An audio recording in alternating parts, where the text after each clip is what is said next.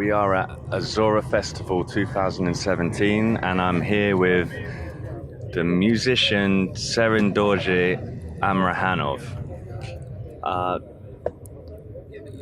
Could you tell us about your background, first of all?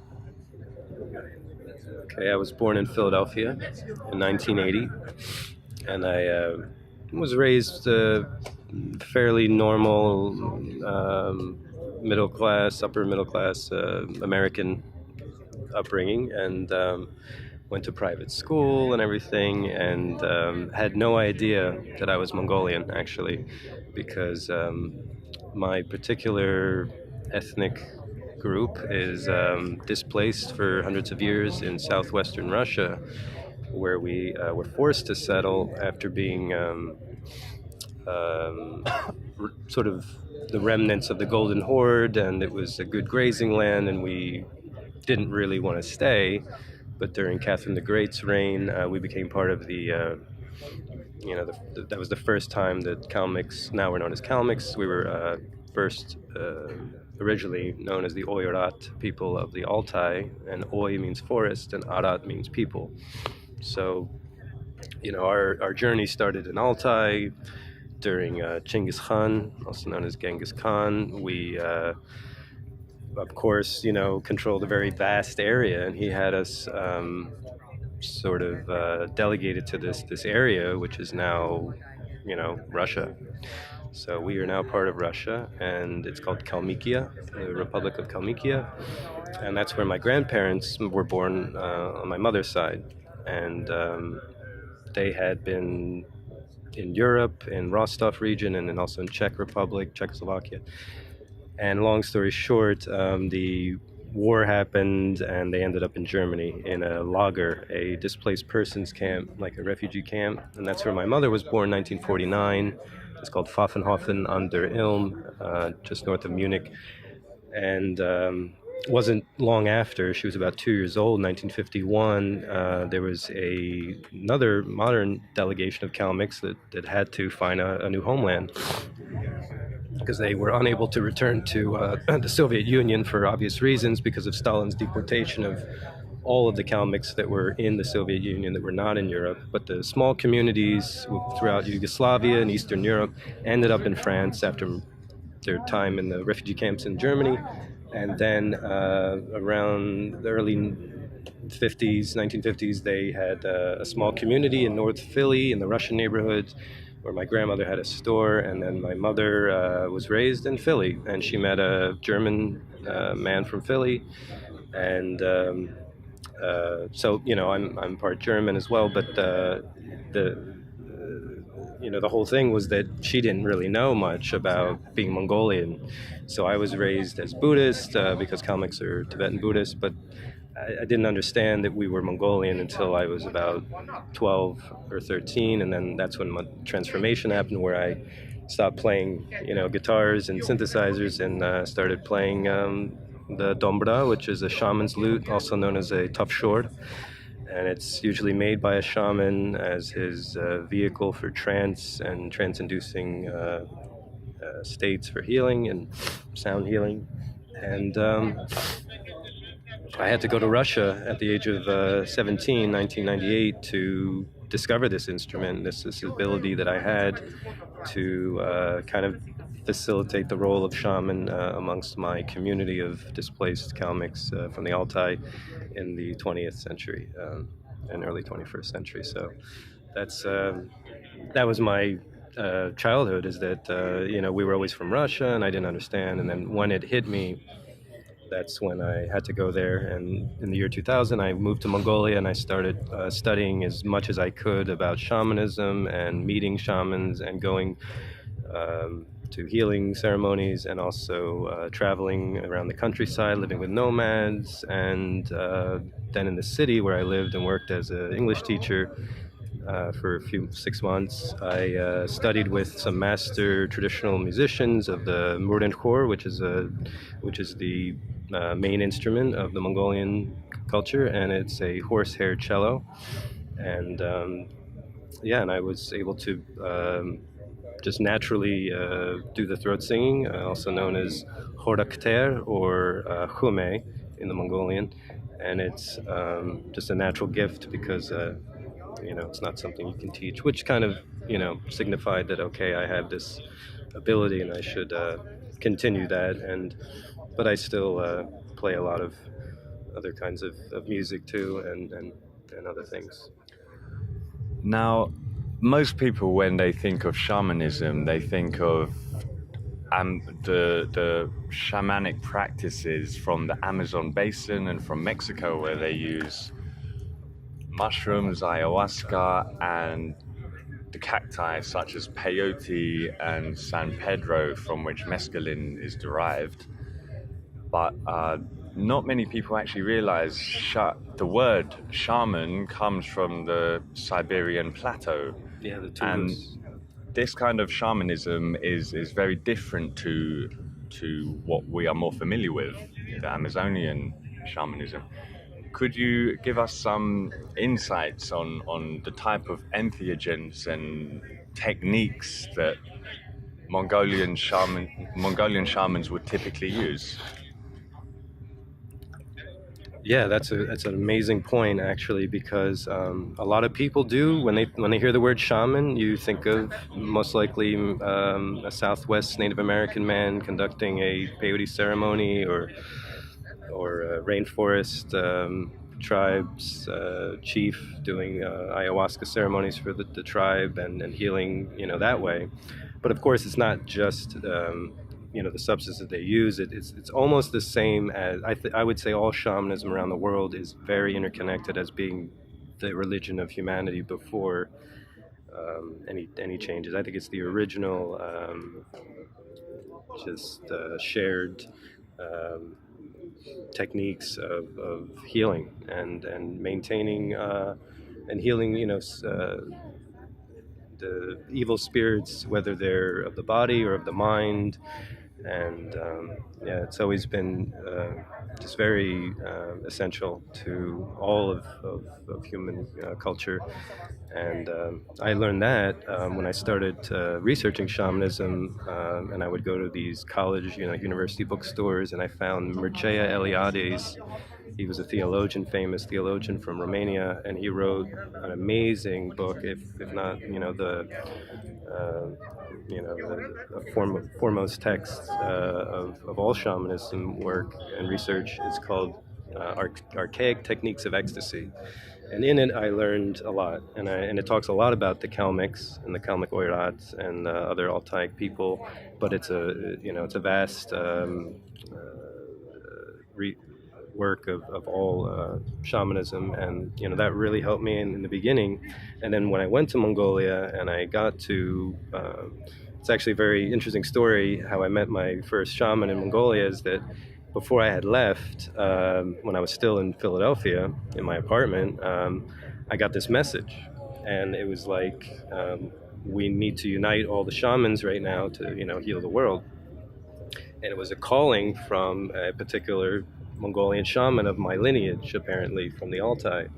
And when I moved to Mongolia, it was about a year after that, I got a job at a private school teaching English, and they put me in an apartment. And where I had to walk from, it was near the school, I had to walk from my apartment every day to the school and back, and I would pass this very big yurt. We call it ger, it means home. And it was this very big yurt, and I'd see people sitting lined up, outside the door and stuff. Old ladies usually, and old people with canes and things. And I also saw right next to it a ovo. An ovo is a rock cairn that is made by shamans, and it's all over Asia and Central Asia, and even in Ireland they have the rock cairns. And there was a big one outside of it with canes. It was like a pile of canes next to it. So one day, out of curiosity, I just asked one of the people waiting outside, who lives in this yurt? Whose ger is this? Whose home? And they said, oh, shaman lives here. And I go inside, and he's waiting for me. And this is the man who called me through a vision, a waking sort of message that I had and received from him about a year before, and his name is Tserendorj. My name is Tserendorj, and we're both from the Oirat tribes in the Western Mongolian region. And he was there to do a soul retrieval healing for me. And the first thing he used was Artishan, which is like a. So I'm sitting down, and he gives me a bowl of water, and the bowl he had energized it, spiritualized it in a way, made it Artishan, which we call like holy water. And first I drink that, and he takes my shirt off, and I'm sitting down, and he's drinking it and spitting it, and then he's using vodka as well and spitting that on me, like in voodoo and stuff, and another like santeria and stuff. And then he brings out his jaw harp, the homus in Mongolian, and that was his tools, you know. And then he had a sword, and he was kind of hitting me, but not very hard, just kind of, you know, lightly. But that was it. And he has his mirror. You know, all shamans have a mirror around them, and usually it's on a necklace. And you know, so Altaic shamanism is very different, where, you know, I don't know if he's drinking vodka, or even if he is, that's, you know, just vodka. I mean, but he's definitely, there is no entheogens, there's no psychedelics, and really no substances used except for tone. And the whole time it's chanting, of course, and using the vocal techniques known as throat singing. Oh yeah, yeah, and the sound of the drum, the heartbeat, and also the skin of the drum is made by each shaman, and it's a very important you know, ritual actually, where they, you know, it's the animal spirit in that drum now, so it's that animal spirit that is also healing. And he was also a medicine shaman known as a Zairan, Zairan, and that's, you know, even more, of course, you know, powerful. And yeah, it was very powerful, because he knew me, he was waiting for me, and he had already, you know, kind of called me, and I ended up just randomly living right next to him. And so that was my first experience. And then from then on, I was going to the countryside, and the shamans would come, and you know, some of the Tibetan monks as well would come to, you know, they would travel around like pilgrims kind of, and go to each, you know, ger, because you're in the vast you know, steppe, and it's all nature everywhere. And then you, once in a while, you know, as you're walking along or riding your horse, you'll see a little white dot in the distance, and that's somebody's, you know, home. And people will, you know, these healers will travel around, and they'll come in and they'll do healings and continue on. And yeah, it's still very important in Mongolia, and it's continuing. But besides like incense made from juniper, dried juniper, Altaic shamans, from my research, have been known only to use tones, as opposed to giving the patient or the person being healed, you know, anything other than the experience and the feeling. And it's also very complex. I mean, everyone's healed very differently. I had, apparently, it wasn't really like my soul left my body, but apparently it was something like that. And it was, you know, like they have a lot of definitions for the soul. It's not just one thing. So it was part of the soul, which we call more like the wind horse. And it's like, you know, like when people say, oh, your spirits are down, it's kind of like that. It's like that. And he had to call it back. And yeah, it was very powerful for me, because I knew he was right. You know, and I had felt that for a long time before going to Mongolia at the age of 20. But yeah, I just continued to do the research, and of course it's cross-cultural, and I'm traveling the world as a musician, and living mainly, I guess, in America, where, you know, it's very hard to find any outlet for, you know, my research and what to do with it, especially to give healing concerts or you know, music healing and things. So I have to travel for that, and by doing that, you know, I just continue to learn more, and you know, have experiences where it is very different what is used for healing. Like I've had Peruvian shamans using ayahuasca during ceremonies I've attended, and other things, you know, I've tried. But with Mongolian shamanism, it was a very different experience where... Would you say it's a Yeah. more ancient practice than Amazonian shamanism? And I,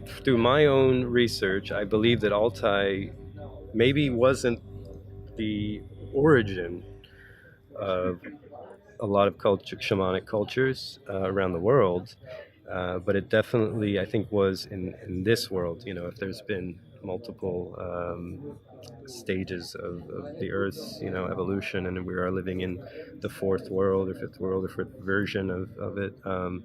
The Altai is definitely where it started, I think, for this eon at least. And I do believe in the supercontinent of Mu, known as Lemurian, and that was in the Pacific.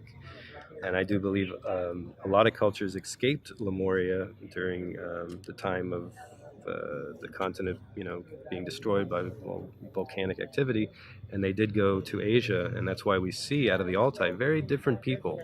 You have Huns, you have Toharians that might have been the origin of the Germans. They were very tall, red-haired, and had light skin and eyes. And then you have, the Uyghur people, and of course Mongols, and then Turks. And all of these people are shamanic, and all of them have a lot of things in common, like myths about coming from the wolf father and the deer mother, and all of these connections. And here we are sitting in Hungary, where these people did actually originate in Altai, and they were shamanic, and they were not Catholic, and they were very different. And I think that's what the people are feeling like now is, and it's not just Hungarians, it's everybody, including myself and Joshua here. So I think we are part of the new shamanism, the new stage of where it needed to go after, especially the two world wars and constant, and I would say the Judeo-Christian Islamic religions, which completely, you talk to some Christians who are some Christians are very, close-minded, and you mention shamanism, they're like, oh, that's like sorcery, yeah, I can't, that's like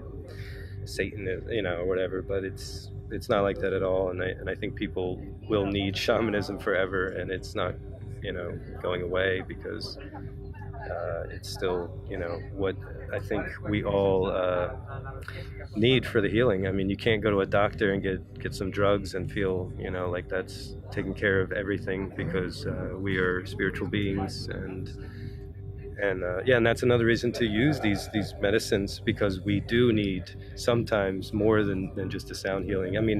The sounds do induce trance, and there's a lot of things going on in a Mongolian ritual.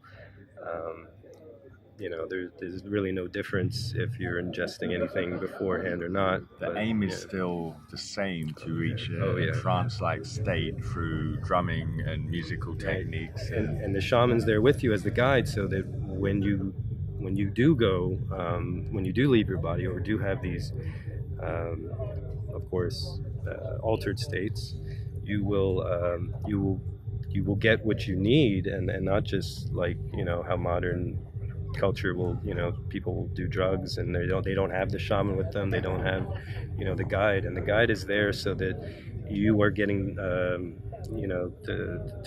the root of your problems, and or the root of the purpose of the healing. And there's a lot of ways to induce that. I've seen it done just with like a hit right on the back. There was a certain spot, they say in Mongolian shamanisms, that and I've heard it in the Mexican tradition as well. It's sometimes just the presence, and just the fact that they are not here. A shaman has one foot in each world, and they are the intermediary, the medium, the one to bring heaven to earth, and show us the truth, and they can show us in many ways. So I think, So Terence McKenna said that shamans in all times and places gained their powers through relationships with helping spirits. Oh yes. In the Altai tradition, which I'm the most versed in, I would say, in all shamanic traditions, it's definitely a helper spirit all the time. The shaman will tell you, I am not doing any healing. This is my family of spirits that and a lot of times it has to do with the drum, the animal of the drum, the animal skin that's used, or the animal spirit of the shaman. Like there'll be So they're bear accessing shamans, specific animal spirits. Very much interesting. So. Very much so. With Amazonian shamanism and the use of peyote, they claim to gain access to wisdom and knowledge and healing powers from the specific botanical spirits that are associated with, say, ayahuasca, which they call Mother Ayahuasca. Oh, yeah. Or Mescalito, the spirit of peyote, San Pedro. So you're saying that they get in contact with the animal spirits, so the particular animal skin that was used in the drum making. And not just animals. Sometimes it's their shamanic lineage, the ancestors. Like if their uncle was a shaman, well, after he passes, that's his. The nephew will be the next shaman. That'll be his helper spirit in a way. Or it could be just one that ran. I mean, Mongolia is full of spirits, so you're a child out in the steppe, and spirit comes to you. It chooses the ones to be the shaman. I mean, you're definitely chosen. You're chosen by the spirits. And it comes sometimes with sickness and illness in order to kind of stop what you're doing and be like, all right, well, let me actually receive the messages here, because you can if you're just so busy being a human and trying to live life like we're told. But then these messages come and these dreams come, and you feel like, okay, I have to follow this this path. But there's definitely there's cloud shamans. They have their cloud spirits. And then we have mythical animals that wouldn't be mythical to the shamans, but we have a lot of them actually. Like the wolf known as Portachino is the blue wolf, and he's the original progenitor, like the ancestor of all Mongolians and of the Khan lineage, the kings. And all Mongolians have that as their wolf, their spirit animal is the wolf spirit. And a lot of, I would say mostly Mongolians, but a lot of Asians, North Asians, even Hungarians can get the blue spot known as the Mongolian spot when they're born. And I had it, my sister didn't, but I did. And it's like a black and blue mark that lasts for a few weeks after, or maybe months after you're born, above the spine or at the base of the spine. And a shaman has interpreted that for me as a mark from the blue wolf, which I have connected in my own way to the wolf star known as Sirius. So there is a connection there, because the origin of the blue wolf and the red deer for me was a combination of the Sirius, the wolf star, and the red deer in Mongolian, which is known as Orion. Has the same name, Mardal, in Mongolian. And so today this is a big symbol in Mongolia, as like, okay, these are our totems in a way of all Mongolians. We come from this blue wolf from outer space, this god, and this red deer. And shamans will probably admit to it, even though they're not supposed to, because it's like any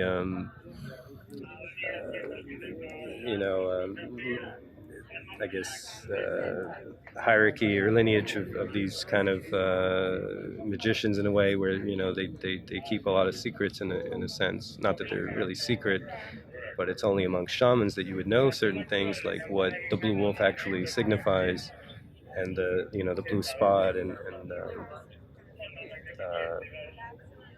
our extraterrestrial origins, possible origins.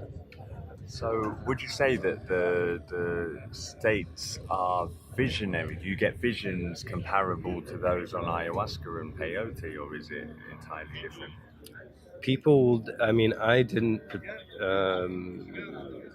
personally, I didn't see visions, but I definitely received the healing that I needed. And I've witnessed other ceremonies in Mongolia and the Altai where people are almost. It's in a sense like an exorcism. things are coming out of them. I mean, there's lots of anger sometimes, and there's almost identical with an exorcism. Like people are not letting go, or whatever is in them is not letting go, and that didn't happen to me, but it was something I had witnessed once when I went on a trip to the Altai, and it was a friend's family member who apparently was sick, and it wasn't sickness, it was a possession. It was a possession of something that was destructive, and it needed to be removed in order to save this person. And I saw it happen, and it was very violent, very people are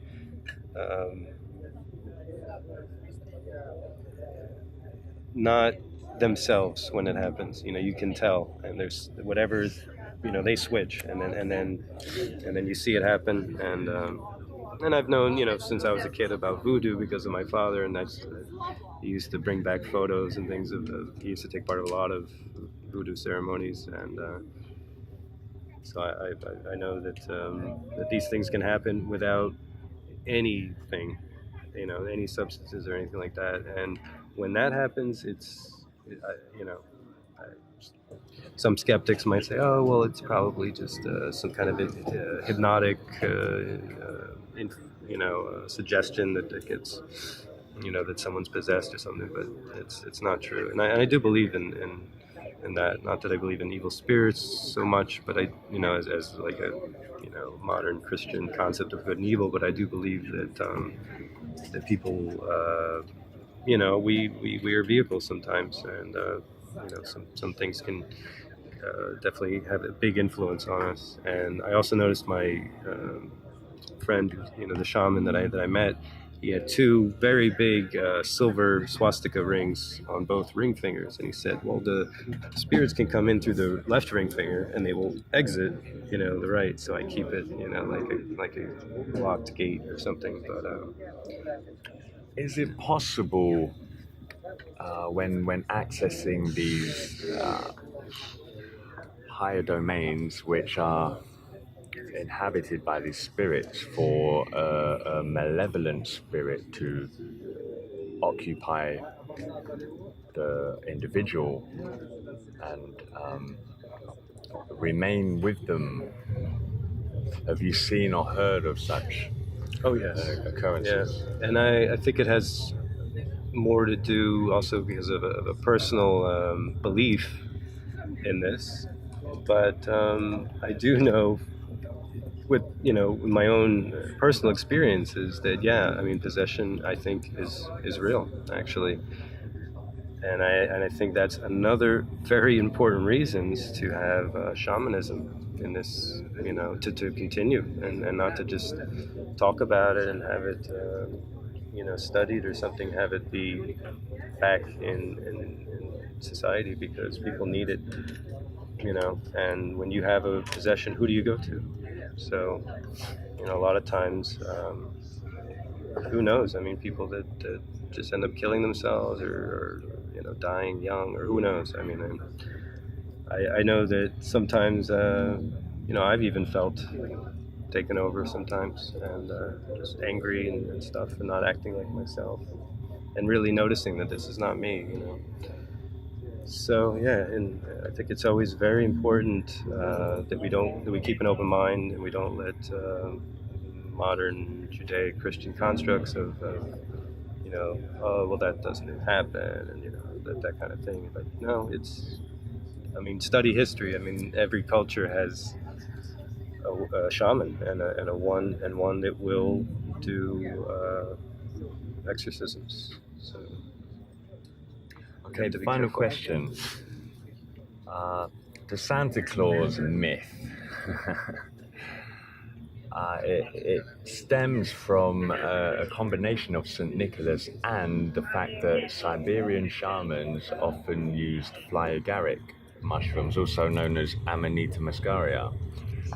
Hence, Santa Claus is red and white, as the color of the mushroom is red with a white spot on. Can you explain the use of these toadstool mushrooms? Yeah, actually, that's something I've been working on as of late. One of my latest projects is about the Saturn cult and throughout history. And I do believe that Santa Claus did develop from the Saturn cult, and they do use mushrooms. And at one time, they were in Siberia. It wasn't just a Roman, thing, and it came from. I mean, it went to Rome, but it definitely started in the Hunnic culture. And the Huns, like all the remnant, all of the descendants of the Huns today in Siberia, like the Tungus and others that use Amanita, they, I think definitely gave birth to Santa Claus, and that's how from the Romans it ended up as Saturnalia, and then it turned into Christmas, and then Saint Nicholas and all that stuff, and of course amalgamated Yule and everything else, all the other winter holidays, and they were all pagan, of course, and that's why it's extremely pagan. I mean, Christmas is probably like most modern. The most popular modern Christian, holiday, and and the reindeers who obviously are chewing the cud all day long, and they're going to find anything they'll nibble on. And out there, there's a lot of amanita to eat, and the reindeers, I wouldn't say they're tripping, but they're the fact that something's giving them flight, like magic dust, and it's very, very interesting, the connection there, and how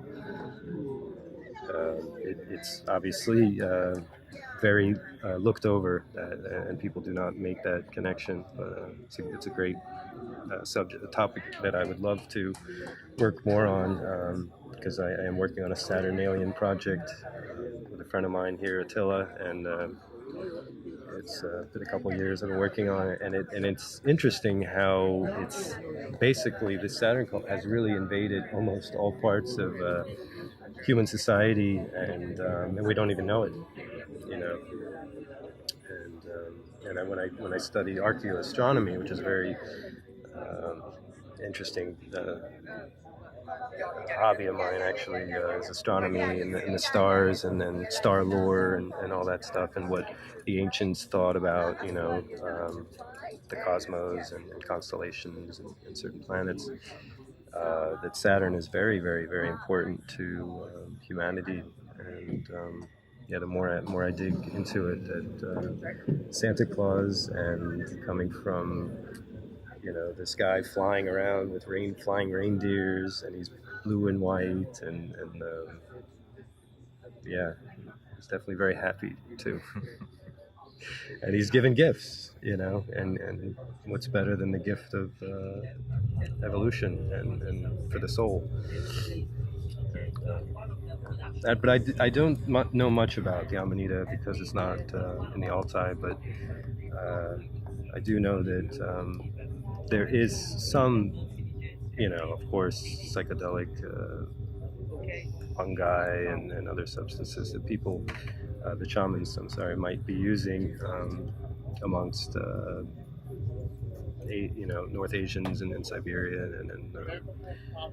but it's not really. It's the fact is the Mongolia is very barren, and there's really nothing actually. So there's not a whole lot of moisture for things like mushrooms and things like. It just there's not much out there as far as fauna, flora. I mean, that might be. Why that, when you're in a certain environment, why a shaman would say, okay, well, this is good medicine. I'm going to use this because the spirit of this plant said, use this to facilitate the healing or add to the healing. But it's not only, the substances. And I think that's, of course, what modern humanity has missed, is that, or especially the youth, since the hippie generation, is that it's not just about the substance and ingesting it and having the experience, but you have to have intention behind it, and there is a purpose. I believe there's a purpose to everything. So if you're going to take something that's as powerful as altering as that, and you really have to think about why you're doing it, and hopefully you're smart enough, like I was, to realize, okay, this isn't about having fun, because this is serious, like everything. I want to take it seriously. And then I realized, okay, well, that's what shamanism is. You're having fun, you're feeling great, you're feeling ecstasy, you're having a fast ride to nirvana, and it's beautiful, but without the intention and the guides, and the fact that these cultures are ancient, so that this isn't something that if you were born in the Altai today, amongst a family that's not living in a city like in the Altai, but like in the countryside, and there's a shaman in your village, you are this is normal for you, and it's something that the people know that this is needed, and it's serious, and so. Thank you very much, Tserendorj, for your time and your great insights on Mongolian shamanism and practices, and the music involved. Thank you, man. I really appreciate it.